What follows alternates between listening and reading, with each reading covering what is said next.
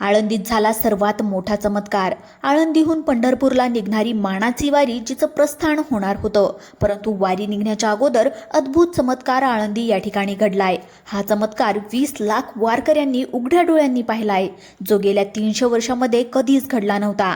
असा अद्भुत चमत्कार घडल्यामुळे आता लाखो लोक आळंदीच्या दिशेने निघू लागले आहेत। काल जगद्गुरू तुकोबारायांच्या वारीचं प्रस्थान झालं होतं। आज आळंदीतून ज्ञानेश्वर महाराजांच्या वारीचं त्या ठिकाणी प्रस्थान होणार होतं, पण त्याच्या आधीच इतिहासामध्ये कधीच घडला नव्हता असा अद्भुत चमत्कार या वारीमध्ये घडलाय। या चमत्काराचा व्हिडिओ इंटरनेटवर तुफान व्हायरल झालाय। अक्षरशः करोडो लोकांनी उघड्या डोळ्यांनी हा चमत्कार पाहिलाय आणि जे पाहण्यासाठी स्वतः मुख्यमंत्री यांनी देखील आश्चर्य व्यक्त केलंय। ही बातमी आता केवळ स्थानिक राहिली नाही, तर करोडो भाविक आता आळंदीच्या दिशेने धावू लागले आहेत। खुद राज्याचे मुख्यमंत्री हे देखील निघाले आहेत। या चमत्काराचा व्हिडिओ अगदी सोशल मीडियावर प्रचंड व्हायरल झालाय। कदाचित हा चमत्कार तुमच्या कानापर्यंत पोहोचला असेल, पण हा चमत्कार नेमका कसा झाला?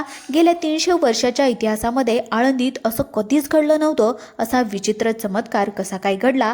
वारकरी का पळू लागले? अधिकारी का बरं त्या ठिकाणी परिस्थिती हाताबाहेर निघून गेली? चमत्कार नेमकं कशा पद्धतीने घडलाय? काय माहिती समोर आलेली आहे? चला जाणून घेऊयात संपूर्ण सविस्तरपणे रिपोर्ट। दरवर्षी लाखोंच्या संख्येने आळंदीकडून पंढरपुराकडे जाणारी एक वारी त्या ठिकाणी ठेवलेली असते। संत ज्ञानेश्वर महाराज यांची जी वारी असते तर ती दरवर्षी निघत असते, तर यावर्षी ती 8 जुलै 2026 रोजी निघणार होती।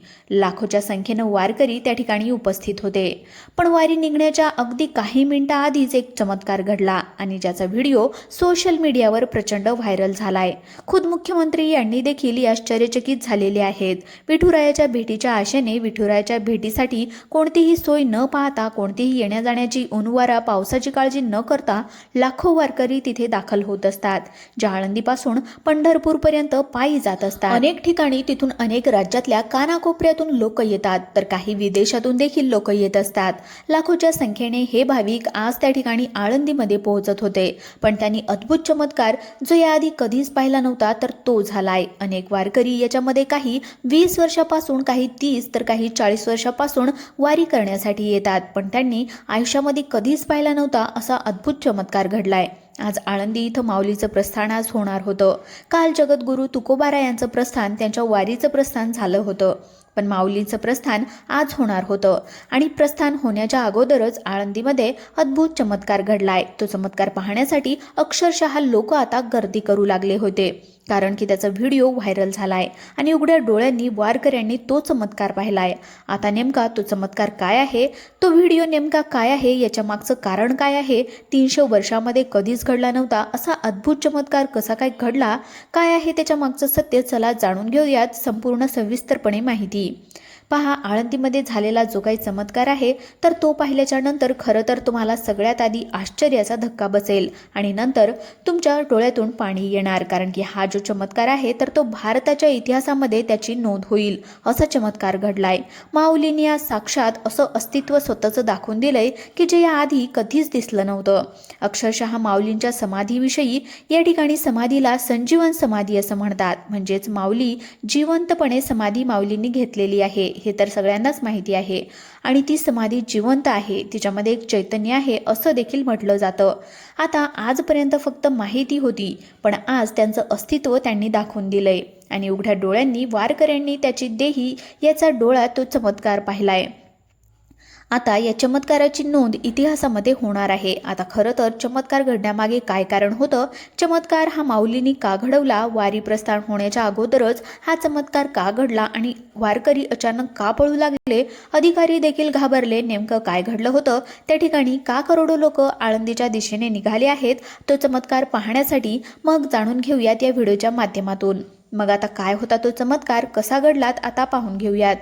पहा, आता तुमचे डोळे देखील पाणावतील, कारण की आपण जर पाहिलं तर लाखोच्या संख्येनं भाविक आळंदीला येत असतात। खरं तर काही भाविक असे आहेत की जे आपला संसार पाहत नाहीत, आपली कामकाज पाहत नाहीत, शेतीतली सगळी कामं सोडून येतात आणि त्या माऊलीच्या वारीमध्ये विलीन होतात। विठुरायाच्या चरणी विलीन होण्यासाठी आषाढी वारीला पायी अगदी कष्टाने जात असतात। यावर्षी 8 जुलैला वारी त्या ठिकाणी निघणार होती आजच्या दिवशी, आणि त्यानंतर ती वारी जी होती तर ती वारी जवळपास 24 जुलै रोजी त्या ठिकाणी पोहोचणार। लाखोच्या संख्येने येणारे लोक ऊन वारा पाऊस न पाहता, जेवणाची सोय न पाहता, राहण्याची सोय न पाहता लाखोच्या संख्येने वारीसाठी येतात.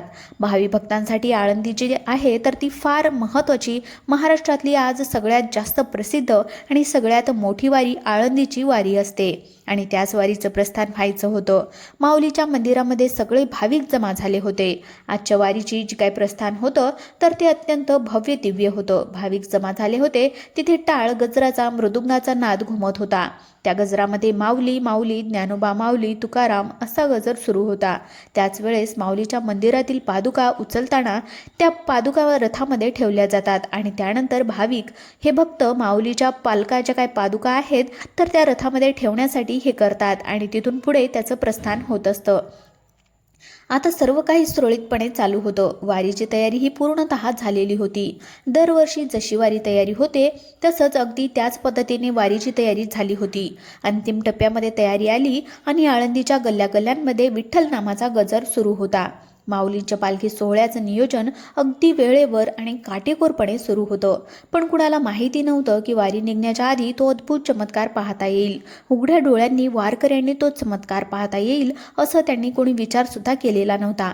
माऊलीचा रथ ओढण्यासाठी माऊलींच्या लाडक्या रथांच्या बैलांचा देखील तिथे त्यांना आणलं गेलं होतं. त्यांचे शिंग रंगवले होते. त्यांना न्हाऊ माखू घातलं होतं. पालखीचा रथ, माऊलीच्या पादुका, आसन आणि सोने चांदीचे नक्षीकाम असं सगळं काही तिथे सज्ज ठेवलं होतं. सुवासिक फुलामाळांनी सजवलं जात होतं. वारकरी आपल्या राहुट्या, तंब्या ज्या काही आहेत तर त्यांनी ते गुंडाळून ते त्या ठिकाणी विठ्ठल भजनामध्ये दंग झाले होते. आता या पादुकांची पूर्ण त्या ठिकाणी फेरी मारली जाते आणि प्रचंड जयघोष सुरू होता. आणि जयघोषानंतर पुढील 5 मिनिटांमध्ये हा धक्कादायक प्रकार त्या ठिकाणी घडणार होता आणि जो संपूर्ण देशातल्या इतिहासामध्ये त्याची नोंद होणार होती. कुणाला कल्पना सुद्धा नव्हती, पण ती वारीच्या निघण्याच्या आधी तो चमत्कार त्या ठिकाणी होणार होता. आता खरं तर काल तुकाराम महाराजांची जी आहे तर ती वारी तिथून गेली होती. आज माऊलींची वारी निघणार, सगळी जय्यत तयारी झाली होती. पण चमत्कार जो घडणार होता त्याची कल्पना कोणाला नव्हती. अखेर माऊलींची जी पालखी आहे तर ती काही अंतर त्या ठिकाणी ठेवली जाते. ती तिथून उचललीच जात नाही आणि ती जेव्हा उचलली जाते तेव्हा माऊलीच्या मंदिराचा वरचा जो काही कळस असतो तर तो कळस डुलला. लक्षात घ्या, ज्या वेळेस ही माऊलींची जी पालखी आहे तर ती प्रस्थान होण्याच्या आधी एक प्रघात आहे तर तो प्रघात आहे की मंदिराचा जो काही कळस आहे तो कळस डुलतो. तो डुलत असताना अतिशय विचित्र पद्धतीने डुलतो आणि याच्या मागचं कारण असं असतं की कुठलीही हवा नसते, कुठलाही वारा नसतो, तरी तो इतका मोठा कळस तिथे डुलतो जेणेकरून तो स्वतःची मान हलवून तुम्ही आता पंढरपुराकडे निघा, प्रस्थान करा अशा पद्धतीची आज्ञा देतो. असं म्हणत असतो की कदाचित तुम्ही आता जा, तुम्हाला कुठलीही अडचण येणार नाही, कोणतीही टंचाई भासणार नाही, सगळे संकट मी सावरण्यासाठी तुमच्या बरोबर आहे. अशा पद्धतीने ते त्या ठिकाणी एक प्रकारे संकेत देत असतं.